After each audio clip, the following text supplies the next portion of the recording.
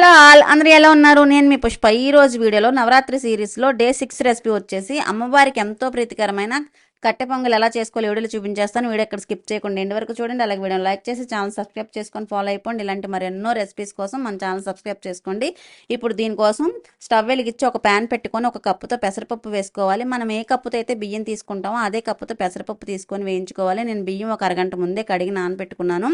ఇలా దోరగా వేయించుకున్న పెసరపప్పుని ముందుగా కడిగి పెట్టుకున్న బియ్యంలో వేసేసుకొని మనం అన్నం వండుకుంటాం కదా కుక్కర్లో, ఆ విధంగా నీళ్లను కొలిసి పోసుకున్న తర్వాత ఇందులో కొద్దిగా మిరియాలు, అలాగే 1 టీ స్పూన్ నెయ్యి, ఈ అన్నానికి సరిపడా ఉప్పు వేసుకొని కుక్కర్ మూత పెట్టేసుకొని 2-3 విజిల్స్ వచ్చేంత వరకు ఉడికించుకోవాలి. ఇలా ఉడికించుకున్న తర్వాత ఇప్పుడు నేను మీకు మూత తీసి చూపిస్తున్నాను చూడండి.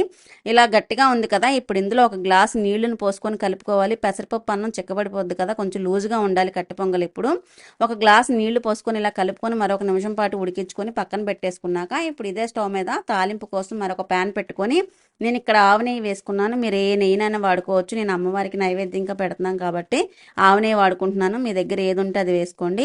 ఇలా నెయ్యి వేసిన తర్వాత, నెయ్యి కరిగిన తర్వాత ఇందులో మనం జీడిపప్పు, అలాగే ఒక 1/2 టీ స్పూన్ ఆవాలు, 1/2 టీ స్పూన్ జీలకర్ర, ఇందులోనే 2 ఎండుమిరపకాయలు వేసుకొని ఇందులోనే 4-5 మిరియాలని దంచి వేసుకోవాలి. ఆల్రెడీ మనం రైస్ ఉడికేటప్పుడు మిరియాలు ఒక 1/2 టీ స్పూన్ వరకు వేసుకున్నాం కదా, ఇక్కడ కూడా వేసుకోవాలి. మిరియాలు ఫ్లేవర్ బాగుంటుంది. మిరియాలు వేసుకున్న తర్వాత 2 రెబ్బలు కరివేపాకు కూడా వేసుకొని ఈ తాలింపు వేగుతుండగానే ఇంగువ వేసుకోవాలి. ఎప్పుడైనా సరే మనం ఇలాంటి ప్రసాదాల్లో ఇంగువ వేసుకున్నాం అనుకోండి, అచ్చంగా గుళ్ళో తిన్న ప్రసాదం లాగే ఉంటుంది.